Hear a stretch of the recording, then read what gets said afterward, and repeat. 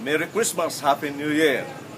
Bulaylay Milling Corporation, labi na ni Lelit, ni Kukoy, ni Arnel, ni Akiyo, Ibib, Lisa, o sa tanang miyembro sa Francis family.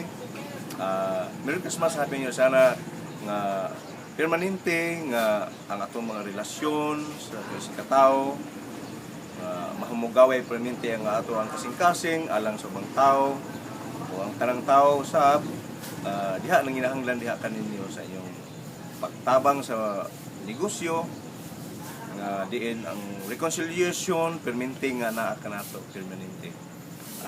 Let koy God bless you sa pag-grow sa inyong negosyo o hangtod nga diin kami magpabilin sa inyong mga kamot nga makahatag kini og kaugmaon pud kanamo isay mga pamilya nga masinati nato sa matag karon ug unya. Merry Christmas, Happy New Year to all.